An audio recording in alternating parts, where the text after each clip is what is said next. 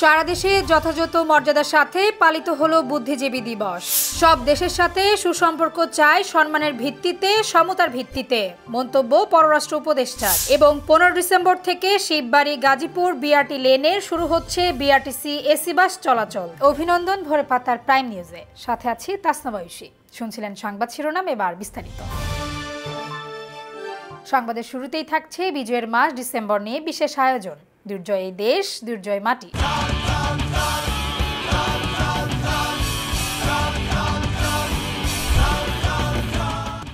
পরাজয় নিশ্চিত জেনে ডিসেম্বরের এই দিনে পাকিস্তানি বাহিনী তাদের এ দেশীয় দস্যু রাজাকার আল বদর ও আল শামস বাহিনীর সদস্যদের প্রত্যক্ষ সহযোগিতায় ঠান্ডা মাথায় এ গণহত্যা চালায়।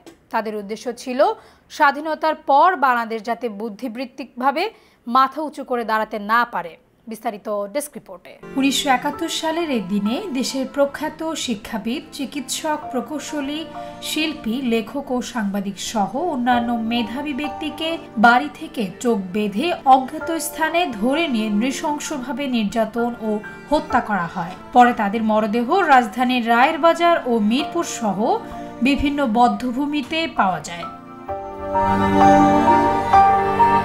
শহীদ বুদ্ধিজীবীদের মধ্যে ছিলেন অধ্যাপক মনির চৌধুরী, ডাক্তার ডালিম চৌধুরী, অধ্যাপক মনিরুজ্জামান, ডাক্তার ফজলে রাব্বি, সাংবাদিক সিরাজউদ্দিন হোসেন, সাহিত্যিক শহীদুল্লাহ কায়সার, অধ্যাপক গোবিন্দচন্দ্র দেব, অধ্যাপক ডক্টর জ্যোতির্ময় গুহ ঠাকুরতা, অধ্যাপক সন্তোষ ভট্টাচার্য, মোফাজ্জল হায়দার চৌধুরী, সাংবাদিক Khandakar Abu Taleb, Nizamuddin Ahmed, S A Mannan, ANM Golam Mustafa, Syed Nazmul Haque ও সেলিনা পারভীন।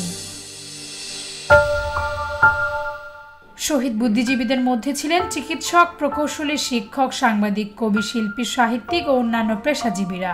তারা ছিলেন বাংলাদেশের হৃৎপিণ্ড, বাংলাদেশের হৃদয়, এবং তাদের মৃত্যু বাঙালি জাতির জন্য একটি বড় আঘাত। মুক্তিযুদ্ধে তারা গুরুত্বপূর্ণ অবদান রাখেন। 14 ডিসেম্বর বাংলাদেশের মানচিত্রে বাঙালিদের লাল রঙের প্রতীকের একটি বড় অংশ। ভোরের পাতা। শহীদ বুদ্ধিজীবী স্মৃতিসৌধে পুষ্পস্তবক অর্পণ করেছেন রাষ্ট্রপতি মোহাম্মদ শাহাবুদ্দিন এবং প্রধান উপদেষ্টা ডক্টর মোহাম্মদ ইউনূস। এ সময় শহীদদের স্মৃতির প্রতি গভীর শ্রদ্ধা জানান তারা। এ সময় সশস্ত্র বাহিনীর একটি চৌকস দল রাষ্ট্রীয় সালাম জানায়। বিউগলে বেজে ওঠে সুর।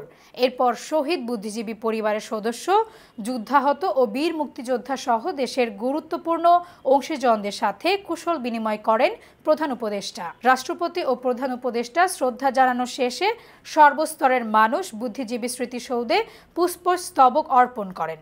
বিভিন্ন রাজনৈতিক, সামাজিক, বিভিন্ন শিক্ষা প্রতিষ্ঠানের পক্ষ থেকে হাজার হাজার মানুষ শ্রদ্ধা নিবেদন করেন এবং মুক্তিযুদ্ধ বিষয়ক উপদেষ্টা ফারুকী আজমের নেতৃত্বে শহীদ বুদ্ধিজীবী পরিবারের সদস্য ও বীর মুক্তিযোদ্ধারা স্মৃতিসৌধের বেদিতে ফুল দিয়ে শ্রদ্ধা জানান। প্রধান উপদেষ্টা প্রফেসর মোহাম্মদ ইউনূস বলেছেন, ছাত্র, শ্রমিক, জনতার গণ অভ্যুত্থানের মাধ্যমে গঠিত অন্তর্বর্তী সরকার একটি উন্নত, সমৃদ্ধ ও সুশাসিত বাংলাদেশ গঠনে অঙ্গীকারবদ্ধ।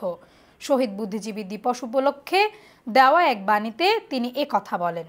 শহীদ বুদ্ধিজীবী সহ মুক্তিযুদ্ধের বীর শহীদদের প্রতি গভীর শ্রদ্ধা জানিয়ে এবং তাদের বিদেহী আত্মার শান্তি ও মাগফিরাত কামনা করে প্রফেসর মোহাম্মদ ইউনূস বলেন, মহান মুক্তিযুদ্ধের শেষের দিনগুলোতে পাকিস্তানি হানাদার বাহিনী ও তাদের দোসররা পরাজয় নিশ্চিত জেনে বাংলাদেশকে মেধাশূন্য করতে বাঙালি বুদ্ধিজীবীদের নির্মমভাবে হত্যা করে। পররাষ্ট্র উপদেষ্টা মোহাম্মদ তৌহিদ হোসেন বলেছেন, আমরা সব দেশের সাথে সুসম্পর্ক চাই, সম্মানের ভিত্তিতে, সমতার ভিত্তিতে।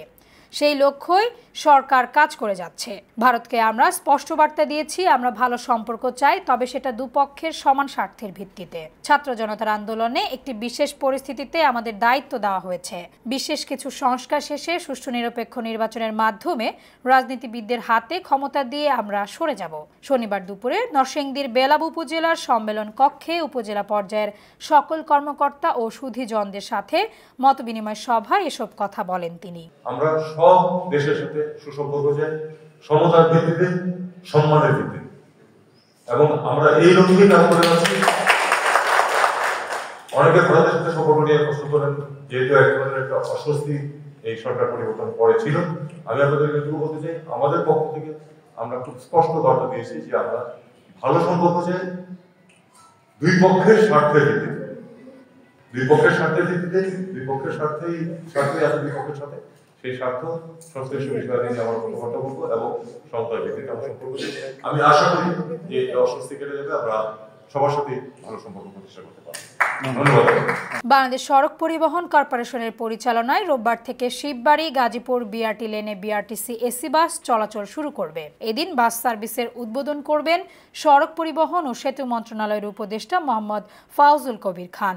অনুষ্ঠানে সভাপতিত্ব করবেন সড়ক পরিবহন ও মহাসড়ক বিভাগের সিনিয়র সচিব মোহাম্মদ এহসানুল হক। শনিবার সড়ক পরিবহন ও সেতু মন্ত্রণালয়ের এক বিজ্ঞপ্তিতে এ তথ্য জানানো হয়। বলা হয়, প্রাথমিকভাবে 10টি বিআরটিসি এসি বাস গাজীপুরের Shibbari bus rapid transit terminal থেকে বিআরটি লেনের বিমানবন্দর পর্যন্ত 20.5 কিলোমিটার এবং বিমানবন্দর থেকে গুলিস্তান পর্যন্ত 22 কিলোমিটার, মোট 42.5 কিলোমিটার পথ চলাচল করবে। শিববাড়ি থেকে বিমানবন্দর পর্যন্ত ভাড়া 70 টাকা এবং শিববাড়ি থেকে গুলিস্তান পর্যন্ত ভাড়া 140 টাকা নির্ধারণ করা হয়েছে। যাত্রী চাহিদা এবং স্টেশনগুলো সম্পূর্ণ প্রস্তুত হওয়ার বিষয়টি বিবেচনায় নিয়ে বাসের সংখ্যা পরে বাড়ানো হবে। দেশ বর্তমানে গ্যাস সংকটের মধ্যেই আছে। গ্যাস সংকট কেটে গেলে সারের ঘাটতি থাকবে না বলে মন্তব্য করেছেন শিল্প উপদেষ্টা আদিলুর রহমান খান। শনিবার দুপুরে 12টার দিকে নরসিংদীর ঘোড়াশাল পলাশ ইউরিয়া সার কারখানা পরিদর্শন শেষে সাংবাদিকদের প্রশ্নের উত্তরে তিনি একথা বলেন। এ সময় শিল্প উপদেষ্টা আরও বলেন, গত 15.5 বছরে গ্যাস খনন করা হয়নি। বাপেক্সকে বসিয়ে রাখা হয়েছিল। ভোলা থেকে গ্যাস উত্তোলনের চেষ্টা চলছে। দেশের সারের ঘাটতি মেটানোর চেষ্টা চলছে। এ সময় শিল্প সচিব জাকিয়া সুলতানা সহ জেলা প্রশাসক মোহাম্মদ রাশেদ হোসেন চৌধুরী, পুলিশ সুপার মোহাম্মদ আব্দুল হান্নান সহ প্রশাসনের কর্মকর্তারা উপস্থিত ছিলেন। আমরা তো গ্যাস সংকটের মধ্যেই আছি, কারণ গ্যাস তো গত 15.5 বছর নতুন করে খনন করা হয়ই নাই। বাপেক্সকে বসিয়ে রাখা হয়েছিল।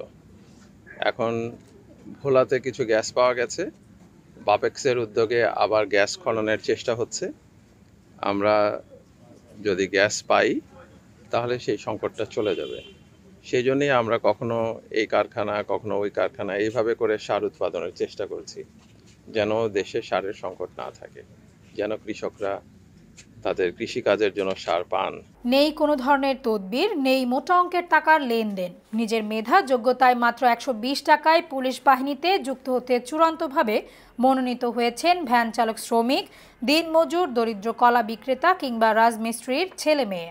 লালমনিরহাট প্রতিনিধি মাসুদ বাবুর পাঠানো তথ্যচিত্রে থাকছে বিস্তারিত। লালমনিরহাট হাতীবান্ধা উপজেলার গোতামারি ইউনিয়নের উত্তর গোতামারি গ্রামের দরিদ্র ভ্যান চালক হাফিজুল ইসলাম। নিবাস জেলা শহর থেকে প্রায় 60 কিলোমিটার দূরে অবস্থিত হাতীবান্ধা উপজেলা। সেই উপজেলার প্রত্যন্ত অঞ্চলে ভ্যান চালিয়ে অনেক কষ্টে খেয়ে না খেয়ে সন্তানদের লেখাপড়া সহ 6 জনের সংসার কোনো রকমে টেনে হেঁচড়ে চালান। 2023 দই খাওয়া আদর্শ কলেজ থেকে এইচএসসি পাশ করেন বড় ছেলে সুমন মিয়া। পরিবারের অজান্তে মাত্র 120 টাকায় পুলিশের চাকরির জন্য অনলাইনে আবেদন করেছিলেন, কিন্তু বাবা হাফিজুল তার ছেলের চাকরি হওয়ার ব্যাপারে ছিলেন প্রায় একদমই আশাহীন। কারণ গ্রামের অনেকেই বলেছিলেন শুধু আসা যাওয়াই হবে, চাকরি আর হবে না। পুলিশের চাকরি নিতে ঘুষ লাগে। সব প্রক্রিয়া শেষে চূড়ান্তভাবে মনোনীত হয়েছেন সুমন মিয়া। এভাবে মাত্র 120 টাকায় সরকারি চাকরি জুটবে তা কখনো কল্পনা করতে পারেননি এই দরিদ্র পরিবারটি। আমার ছেলে নাকি 120 টাকা দিয়ে আবেদন করছে, তো আমি লাস্ট পর্যায়ে লাস্টের দিন আমাকে বললো, আব্বু আমি 120 টাকা দিয়ে আবেদন করছি, আমি মাঠটা রোদির অঙ্ক থেকে করছি, আমি টিকছি 3টে কি 2.5-3টার দিকে রেজাল্ট পাইলাম। এইটা যাক বেড়া পুলিশের চাকরি বলে হয়েছে। তো যাক এইটাই আমার সরকারের প্রতি আমার কৃতজ্ঞতা জানাই, যে মেধা দেখে যে তারা চাকরিতে নিচ্ছে, এইটাই আল্লাহর কাছে শুকুর, আলহামদুলিল্লাহ। পুলিশের সার্কুলার দিছে, আবেদন করলাম 120 টাকা দিয়ে। আবেদন করার পর আর যখন আমি মাঠে যাই, অনেকেই অনেক কিছু বলল যে মাঠে যে কি হবে, কিছু হবে না। তারপর অনেকে অনেক কিছু বলছে, তবু আমি কারো কথা না শুনে আমি নিজের আত্মবিশ্বাস নিয়ে আমি মাঠে গেলাম। পর্যায়ক্রমে মাঠ হওয়ার পর আমি সবগুলোতে ইনশাল্লাহ টিকে গেলাম। আর আমাদের এসপি স্যার অন্তত একজন ভালো মানুষ। তিনি 36 জন যে আমাদের চাকরি হয়েছে আমার বিশ্বাস এই 36 জনে নিজ যোগ্যতায় মেধা দিয়ে সবাই চাকরি পাইছে না। শুধু সুমন মিয়াই নন, তার মতো এবার জেলার 36 জন ছেলে মেয়ে বাংলাদেশ পুলিশে নিয়োগ পেতে যাচ্ছেন, যাদের প্রায় সকলেই দরিদ্র ঘরের সন্তান, যাদের কারো কারো বাবাও নেই, মা অনেক কষ্টে মানুষ করেছেন, আর যাদের বাবা আছেন তাদের কেউ শ্রমিক, কেউ গ্রাম পুলিশ, কেউ পরিচ্ছন্নতা কর্মী, কেউ বা রাজমিস্ত্রি বা ক্ষুদ্র কৃষক। 120 টাকায় আমি আবেদন করাচ্ছি ছেলে, আল্লাহর রহমতে আমার ছেলের যোগ্যতা ঠিকছে, আমি বাবা মা খুশি আছি, পরিবারের সবাই মিলে খুশিতে আছে। আমি তো বিশ্বাস করি আমি তো টাকা দিতে পারবো না, আমি হলো তো বিশ্বাস করি না আমার মেয়ের চাকরি হবে। আজ 120 টাকাতে আমার মেয়ের চাকরি হইলো, আমি স্বপ্নেও জানি না বা কল্পনা করতে পারিনি আমার মেয়ের চাকরি হবে 120 টাকা। লালমনিরহাট জেলায় এমন একজন এসপি স্যারকে আমরা পেয়েছি যিনি স্বচ্ছ এবং নিখুঁতভাবে আমাদের পরীক্ষার রেজাল্ট করেছেন, দেখেছেন, দেখার পর আমাদের রেজাল্ট দিয়েছেন। আমরা চাই এইরকম এসপি স্যার প্রত্যেকটা জেলায় আসুক এবং বাংলাদেশের মেধাবী ছাত্ররা তারা সঠিক মূল্যায়ন পাক। দরিদ্র সব পরিবারের সন্তানেরা এক একজন হতে যাচ্ছেন বাংলাদেশ পুলিশ বাহিনীর গর্বিত সদস্য।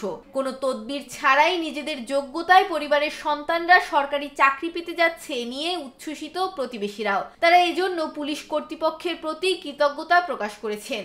সম্প্রতি লালমনিরহাট পুলিশ লাইন্সে মনোনীত এসব প্রার্থীদের ফুল দিয়ে বরণ করে নিয়েছে জেলা পুলিশ। প্রতিবাসী নাতি সম্পর্ক হয়, ছেলে খুব ভালো, বাপে অনেক কষ্ট করে লেখাপড়া করেছে, ছেলের অমিক ব্যবহার ভালো খুব, এটা আমরা জানি আর কি। চাকরি হওয়ার পর আমরা গ্রামবাসী সবাই খুশি আর কি, যাই গরিব মানুষ চাকরিতে বললো এটা ভালো কথা, খুশি আমরা খুব। সেই আবেদন ফির মধ্যে 120 টাকা চাকরি হয়েছে।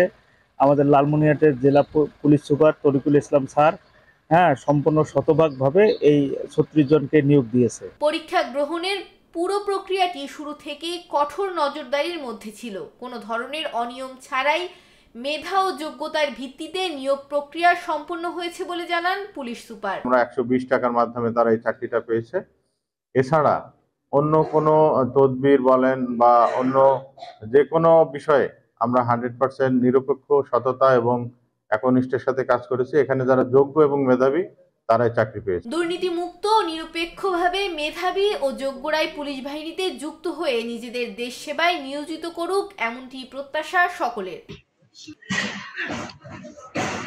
নিউজ ডেস্ক, ভোরের পাতা। মৃদু শৈত্যপ্রবাহে কাঁপছে চুয়াডাঙ্গা, তাপমাত্রার পারদ নেমেছে 8 ডিগ্রিতে।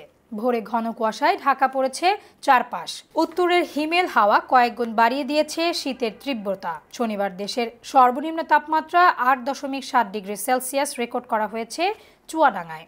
সকাল 8টার দিকে সূর্য উঁকি দিলেও তা উত্তাপ ছড়াচ্ছে না। বিকেল থেকে আবারও কুয়াশার দাপট, এতে বিপাকে পড়েছে খেটে খাওয়া ছিন্নমূল মানুষ। সময় মতো কাজে যেতে পারছে না তারা। হাসপাতালে বাড়ছে শীতজনিত রোগীর সংখ্যা। চুয়াডাঙ্গা আবহাওয়া অফিসের ইনচার্জ জামিনুর রহমান জানান, শনিবার সকাল 9টায় চুয়াডাঙ্গার সর্বনিম্ন তাপমাত্রা রেকর্ড করা হয়েছে 8.7 ডিগ্রি সেলসিয়াস। এ সময় বাতাসের আর্দ্রতা ছিল শতকরা 85%। তাপমাত্রা আরও কমতে পারে বলেও জানান তিনি। এবার আন্তর্জাতিক সংবাদ।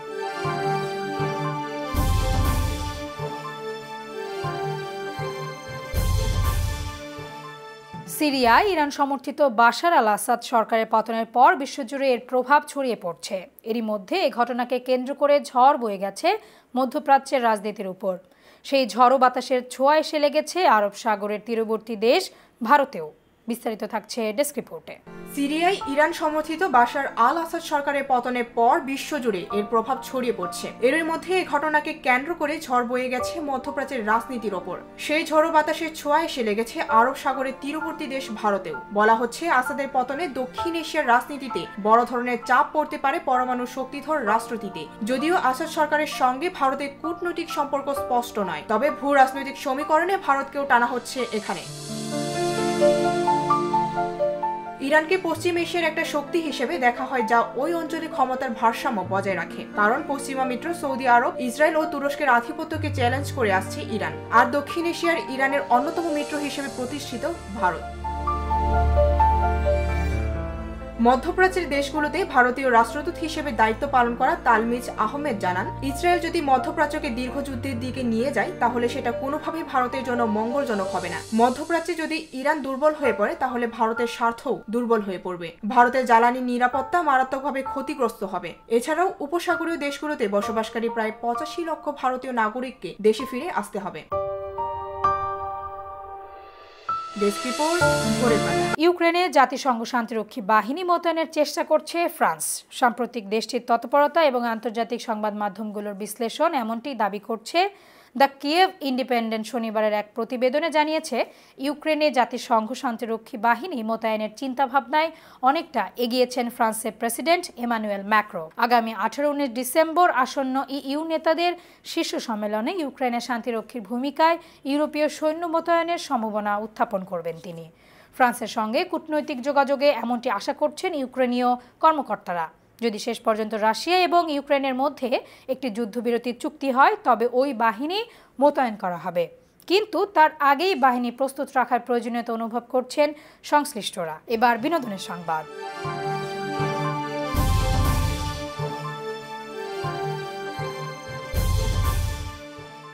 পশ্চিমবঙ্গে সংবাদ মাধ্যম সংবাদ প্রতিদিন এক খবরে দাবি করেছে, নিউ ইয়র্কে যাওয়ার সময় বিমানবন্দরে আটক করেছে চঞ্চল চৌধুরীকে। বর্তমানে তাকে গৃহবন্দী করা হয়েছে। বিস্তারিত ডেস্ক রিপোর্টে। পশ্চিমবঙ্গের সংবাদ মাধ্যম সংবাদ প্রতিদিন এক খবরে দাবি করেছে, নিউ ইয়র্কে যাওয়ার সময় বিমানবন্দরে আটক করেছে চঞ্চল চৌধুরীকে। বর্তমানে তাকে গৃহবন্দী করে রাখা হয়েছে। এরপর একে একে হিন্দুস্তান টাইমস, নিউজ 18 সহ একাধিক ভারতীয় সংবাদ মাধ্যমে চঞ্চলের গৃহবন্দীর খবর প্রচার করে। এই বিষয়টি নিয়ে এবার একটি সংবাদ মাধ্যমে কথা বলেছেন চঞ্চল। তিনি জানালেন, খবরটি মিথ্যা, এমন কোনো ঘটনাই তার সঙ্গে ঘটেনি।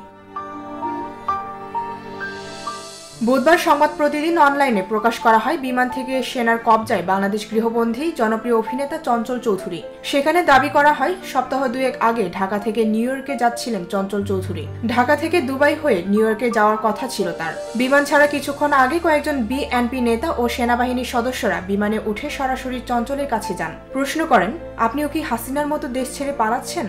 হতভম্ব চঞ্চল উত্তর দেন, কাজের সূত্রে নিউ ইয়র্কে যাচ্ছেন তিনি। এরপরে বিমান থেকে নামানো হয় অভিনেতাকে। বর্তমানে তাকে গৃহবন্দী করে রাখা হয়েছে। সেই খবরে আরও উল্লেখ করা হয়, শেখ হাসিনা সরকারের পতনের পর তার ঘনিষ্ঠজনদের হয়রানির শিকার হতে হচ্ছে। এই ধারাবাহিকতায় গৃহবন্দী করা হয়েছে চঞ্চলকে। বাংলাদেশের সরকারের পতনের পর থেকেই দুই দেশের সম্পর্কে পরিবর্তন এসেছে। ভারতীয় সংবাদ মাধ্যমগুলো বাংলাদেশ নিয়ে একের পর এক মিথ্যা তথ্য প্রচার করছে। এ কারণেই বাংলাদেশ ও ভারতের সম্পর্কে টানাপোড়েন চলছে বেশ কিছুদিন ধরে। অভিনেতা জিয়াউল ফারুক অপূর্ব, সাইদুর রহমান পাভেল এবং অভিনেত্রী তাসনিয়া ফারিন শুটিং সেটে আহত হয়েছেন।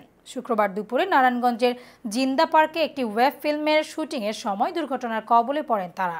সামাজিক যোগাযোগ মাধ্যম ফেসবুক পোস্ট দিয়ে বিষয়টি নিশ্চিত করেছেন পরিচালক কাজল আরেফিন অমি। ফেসবুক পোস্ট দিয়ে তিনি লিখেছেন, আমাদের হাউস সুইটের একটি দৃশ্য শুটিংয়ের সময় দুর্ভাগ্যবশত স্কুটি দিয়ে দুর্ঘটনা ঘটে। দুর্ঘটনায় পাভেল, তাসনিয়া ফারিন এবং অপূর্ব ভাই কিছুটা আহত হয়। এবার খেলাধুলার সংবাদ। দ্বিতীয় টি-20 ম্যাচে পাকিস্তানকে 7 উইকেটে হারিয়ে সিরিজ নিশ্চিত করল দক্ষিণ আফ্রিকা।